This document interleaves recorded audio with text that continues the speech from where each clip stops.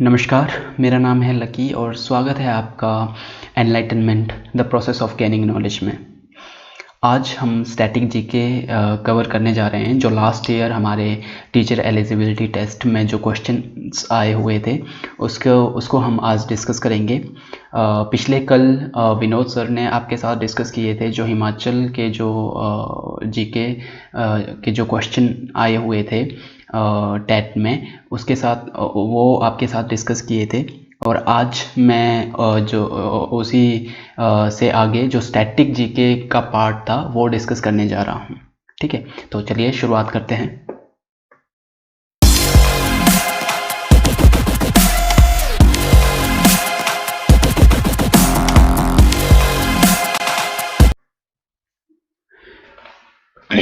Last year हमारा 2019 में नवंबर में ये क्वेश्चन आए हुए थे, जिसमें से पहला क्वेश्चन है हमारे पास ये अम्लीय वर्षा का मुख्य घटक कौन सा है। ठीक है, मुख्य घटक।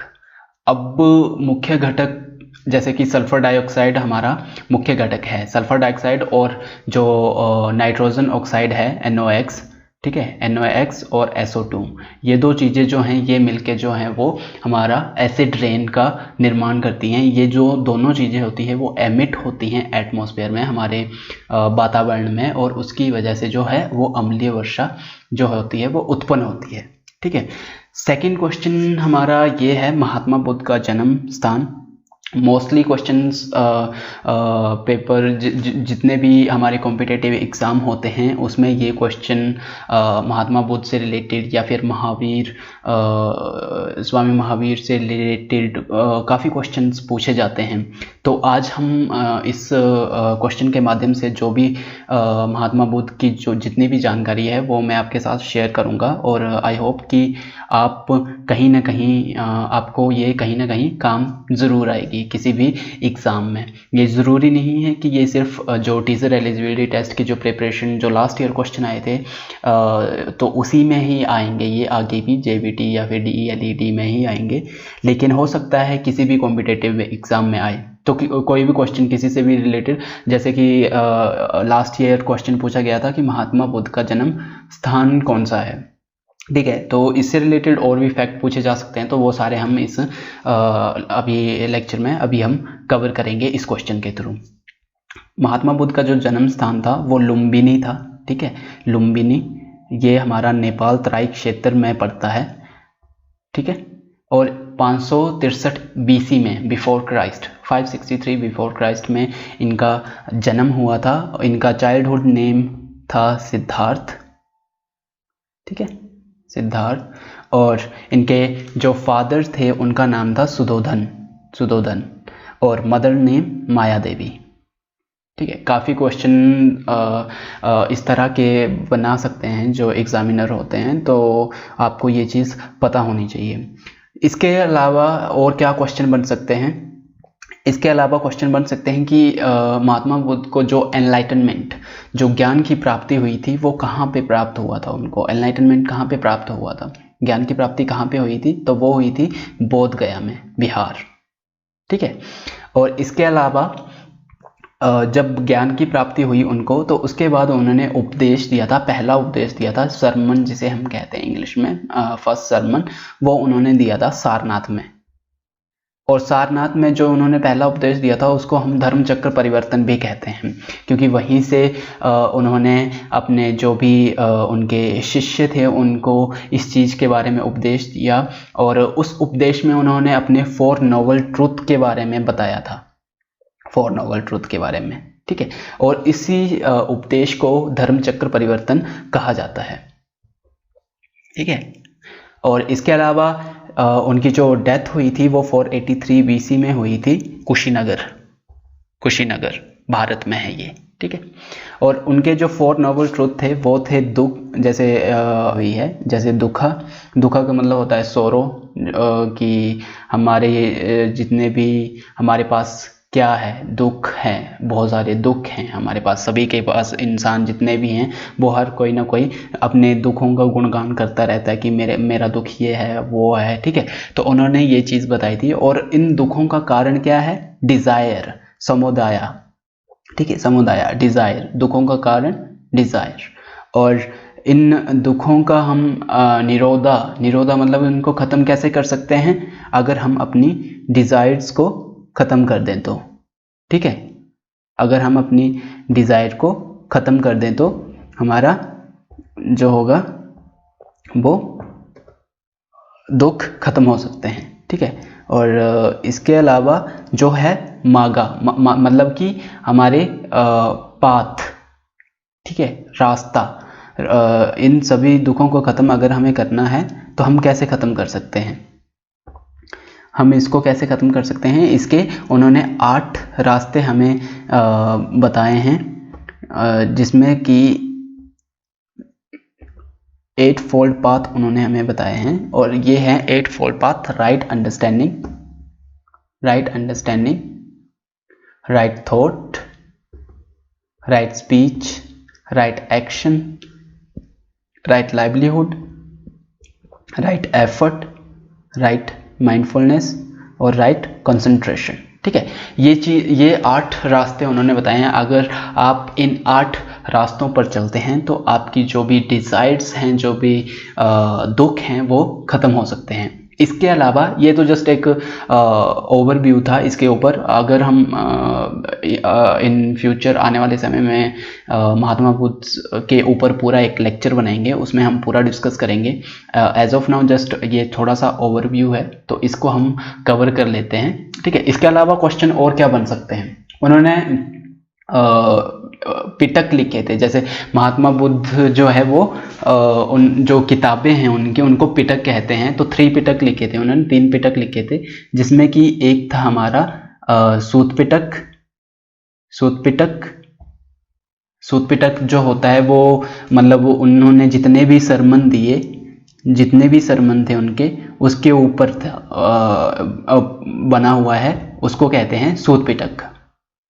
और ये जो विनय पिटक है वो है code of conduct for followers, मतलब कि जो फॉलोअर्स हैं बौद्ध धर्म के, जो महात्मा बुद्ध को मानते हैं, उनको क्या क्या फॉलो करना है, क्या क्या रूल्स हैं उनके लिए, उस रास्ते पर चलने के लिए, ठीक है। इसके अलावा अभिधम पिटक में जो फिलॉसफी है महात्मा बुद्ध की, वो उन्होंने यहाँ पे बताई हुई है, ठीक है। तो ये बात थी हमारे, ये जो क्वेश्चन था महात्मा बुद्ध से रिलेटेड था, और जितने भी फैक्ट जो पूछे जा सकते हैं वो मैंने यहाँ पे आपके साथ शेयर कर लिए हैं। आई होप कि आपको ये समझ आ गया होगा। अगर आपको समझ नहीं आया है तो प्लीज़ आप एक बार दोबारा से इसे रिकैप करके यूट्यूब पे देख लें, है ना, ठीक है।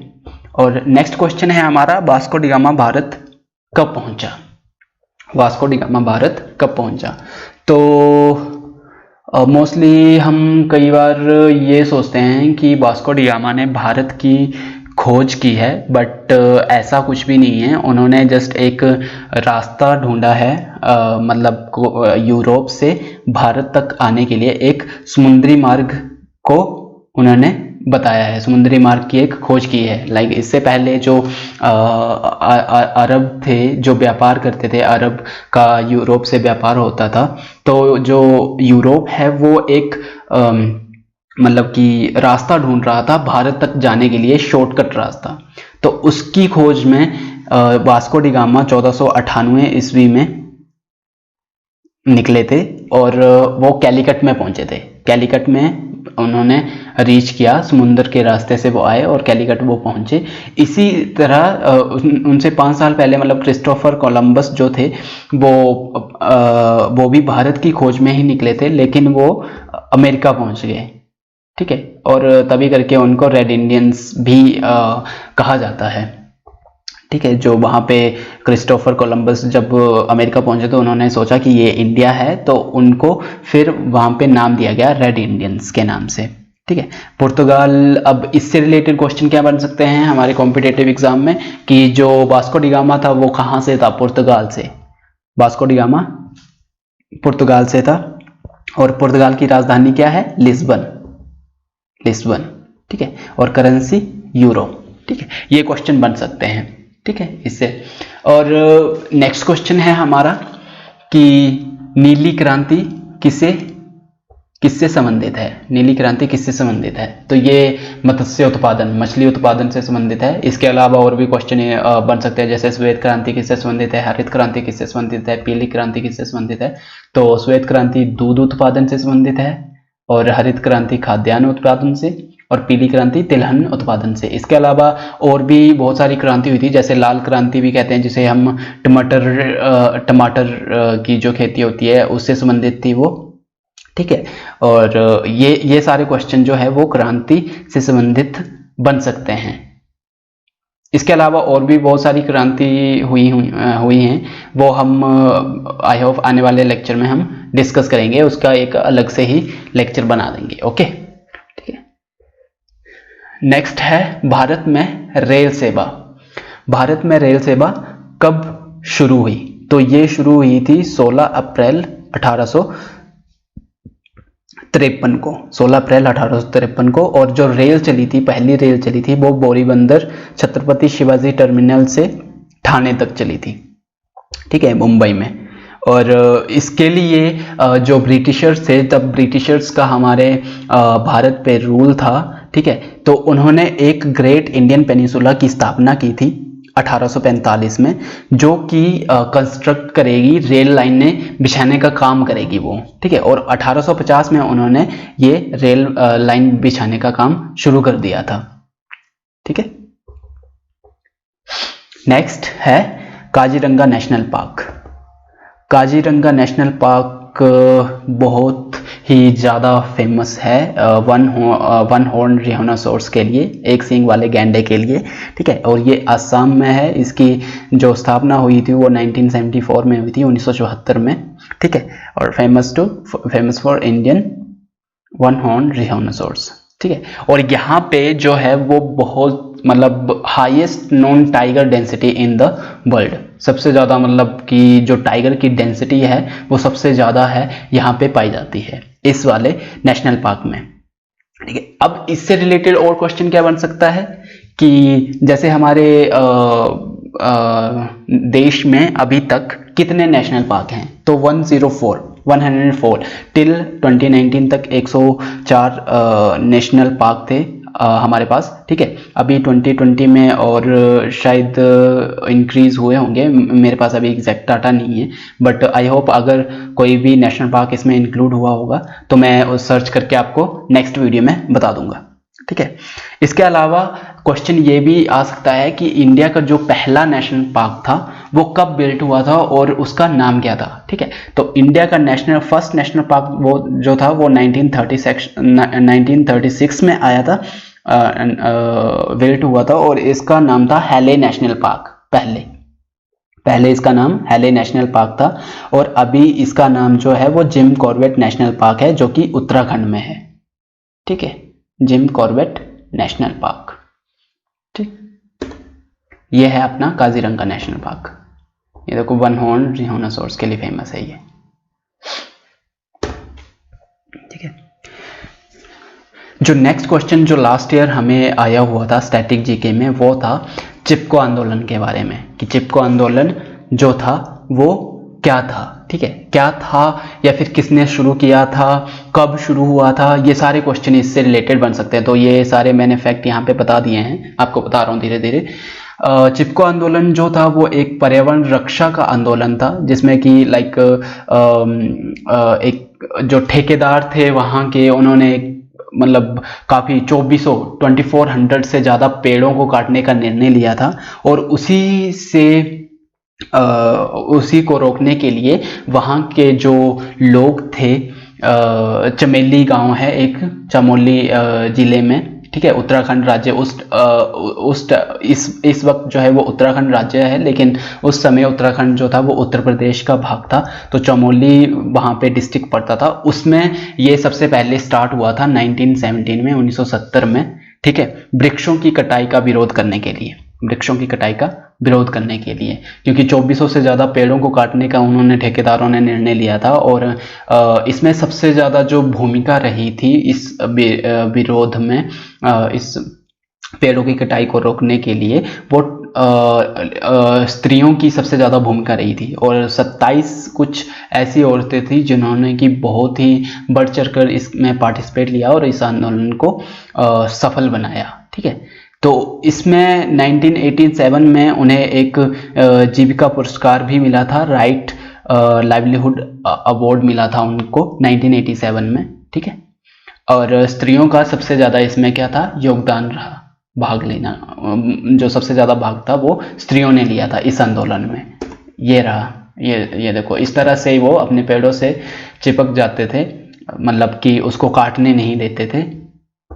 काफ़ी ज़्यादा जो औरतें थी उनका बहुत ही ज़्यादा इसमें योगदान रहा था। इसे चिपको आंदोलन कहते हैं। ठीक है, तो आई होप कि अगर आपको ये नेक्स्ट टाइम क्वेश्चन आएगा तो आप इसे बहुत ही अच्छे से हैंडल कर पाओगे और इसका आंसर सही से दे पाओगे। ठीक है, नेक्स्ट है हमारा राष्ट्रीय विज्ञान दिवस। तो ये जो मनाया जाता है वो 28 फरवरी को मनाया जाता है, नेशनल साइंस डे। ठीक है, ये 1928 में स्टार्ट हुआ था। रमन प्रभाव जी ने इसकी खोज की थी और 1930 में इन्हें नोबेल पुरस्कार भी मिला था।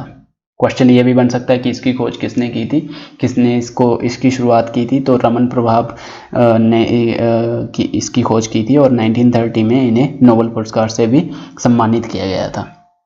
ठीक है, इसका उद्देश्य क्या था, विद्यार्थियों को विज्ञान के प्रति आकर्षित और प्रेरित करना। ठीक है, ताकि वो विज्ञान को और अच्छे से जान सकें। और नोबेल पुरस्कार इनको मिला था, तो नोबेल पुरस्कार से रिलेटेड भी आपसे क्वेश्चन पूछा जा सकता है कि नोबेल पुरस्कार किसने स्टार्ट किया था। ये स्टार्ट किया था अल्फ्रेड नोबेल, मतलब उनके नाम से ही ये पुरस्कार जो है वो दिया जाने लगा। ये एक वैज्ञानिक थे स्वीडन से। ठीक है, और उनकी याद में ये नोबेल पुरस्कार दिया जाता है। और इससे रिलेटेड एक और क्वेश्चन बन सकता है कि जो पहले हमारे नोबेल प्राइज विजेता थे वो कौन थे, जिनको सबसे पहली बार फर्स्ट नोबेल प्राइज दिया गया था। तो वो थे विलियम रेंटेगन। ठीक है, फिजिक्स में उन्हें मिला था। उन्होंने एक्सरे की डिस्कवरी की थी, तो इस करके उन्हें ये जो था वो नोबेल पुरस्कार मिला था। ठीक है, इसके अलावा नेक्स्ट क्वेश्चन था हमारा, दक्षिण गंगोत्री क्या है। दक्षिण गंगोत्री ये एक बेस स्टेशन है इंडिया का अंटार्कटिका में।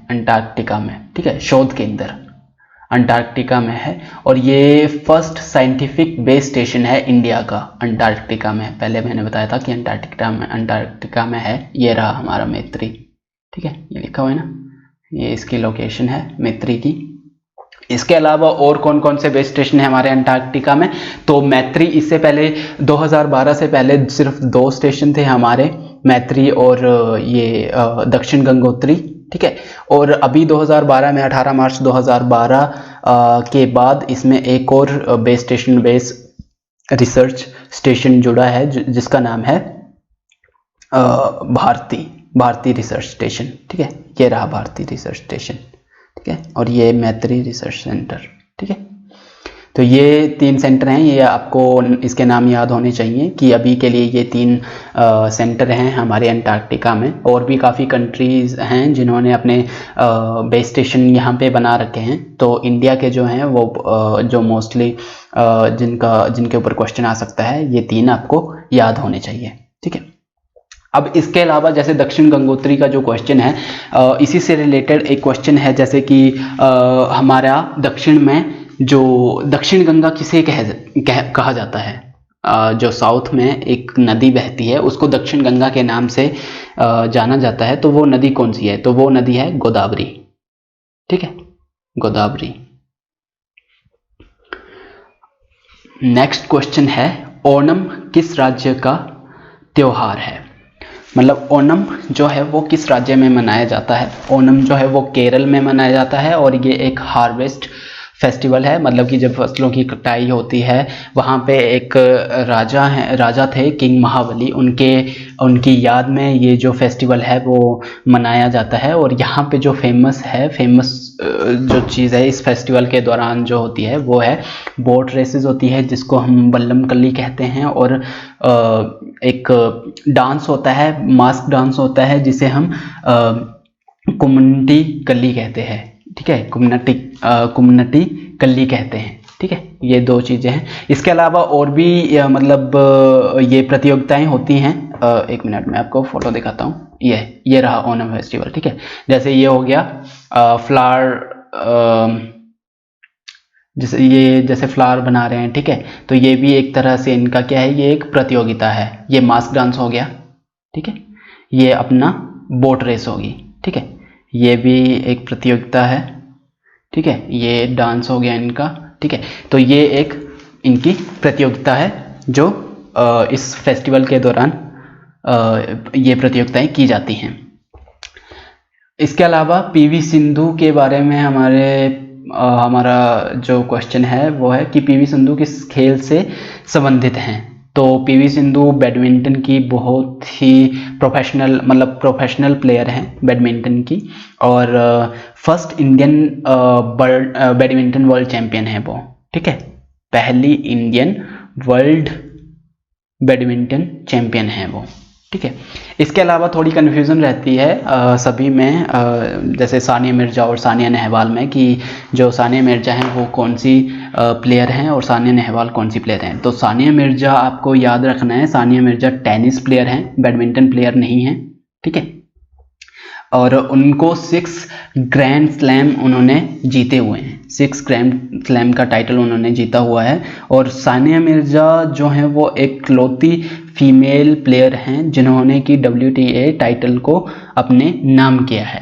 ठीक है, इकलौती प्लेयर हैं सानिया मिर्जा जिन्होंने टेनिस में WTA टाइटल का अपने नाम किया है इंडिया में। ठीक है, फीमेल प्लेयर हैं।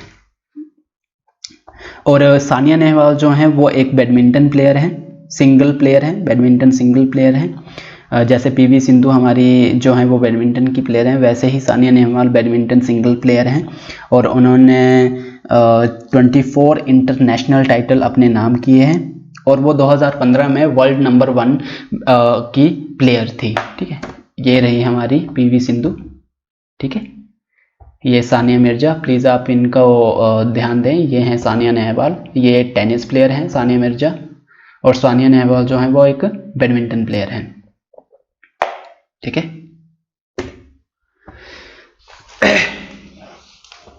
नेक्स्ट क्वेश्चन है बूलर झील कहाँ पे है। बूलर झील जो है वो बंदीपुरा डिस्ट्रिक्ट जम्मू कश्मीर में है। ठीक है, और ये मतलब कि लार्जेस्ट एशिया की सबसे फ्रेश वाटर लेक है बूलर लेक। और इसका जो पुराना नाम था, पुराने एंसेंट नेम था इसका, वो था महापद्मसार संस्कृत में। ठीक है, जम्मू कश्मीर में है ये, और संस्कृत में इसका नाम था, एंसेंट नेम था इसका महापद्मसार। नेक्स्ट क्वेश्चन है शिकागो में अंतर्राष्ट्रीय धर्म सम्मेलन ये कब हुआ था। ठीक है, तो ये 11 सितंबर 1893 में हुआ था। और स्वामी विवेकानंद जो कि उस टाइम उन्होंने एक बहुत ही अच्छी स्पीच दी थी, और काफ़ी इम्पोर्टेंट क्वेश्चन है, काफ़ी बार पूछा गया है एग्ज़ाम में, और इन फ्यूचर भी पूछा जा सकता है। तो प्लीज़ आप इस चीज़ को रिमेंबर रखिएगा, याद रखिएगा कि 11 सितंबर 1893 में ये अंतर्राष्ट्रीय धर्म सम्मेलन हुआ था स्वामी विवेकानंद के अंदर। ठीक है, नेक्स्ट है विश्व का सबसे बड़ा डेल्टा। ठीक है, सुंदरवन डेल्टा है, और ये इंडिया में पड़ता है। और यहाँ पे मतलब काफ़ी बड़ा एरिया है, मैंग्रोव्स का एरिया है यहाँ पे, और ये फॉर्म्ड होता है Confluence of the Ganges and Brahmaputra. Ganga और ब्रह्मपुत्रा और मेघना रिवर जो होती हैं ये मिलती हैं, और इनकी वजह से जो होता है वो अपना वेस्ट बंगाल में एक नदी बहती है हुगली रिवर। ठीक है, और वो मिलती है अपना वेस्ट बंगाल बांग्लादेश में। ठीक है, वहाँ पे जाके ये मिलती है, वहाँ से ये निकल के हुगली रिवर से मतलब कि कनेक्ट होके फिर नीचे बह जाती हैं बे ऑफ बंगाल में, ठीक है, बांग्लादेश में। और इससे रिलेटेड एक क्वेश्चन बन सकता है कि ब्रह्मपुत्र का जो तिब्बत में क्या नाम है। तिब्बत में ब्रह्मपुत्र रिवर को किसी और नाम से जाना जाता है, तो वो नाम है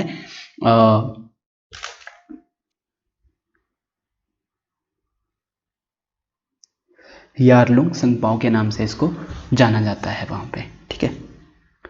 नेक्स्ट है हमारा कि पौधों को खाना बनाने के लिए क्या क्या आवश्यक है। तो उसके लिए इसको CO2 H2O चाहिए। CO2 मतलब कि कार्बन डाइऑक्साइड, ठीक है, और H2O पानी, ठीक है, सनलाइट और क्लोरोफिल, ठीक है। क्लोरोफिल मतलब क्लोरोफिल वो जो पत्तियों का रंग जिसकी वजह से हरा होता है, उसका जो नाम है वो है क्लोरोफिल, ठीक है, क्लोरोफिल। इसकी वजह से पत्तियों का जो रंग होता है वो हरा होता है। ये बुलर लेक है जम्मू कश्मीर में, बंदीपोरा डिस्ट्रिक्ट में। और ये रहा अपना सुंदरवन डेल्टा, ठीक है, सुंदरवन डेल्टा यहाँ पे जाके गिरता है। ये इस तरह से ये फॉर्म्ड होता है, ठीक है। और ये काफ़ी फर्टाइल लैंड है एक तरह से, ठीक है। सो ये रहा आज का डिस्कशन।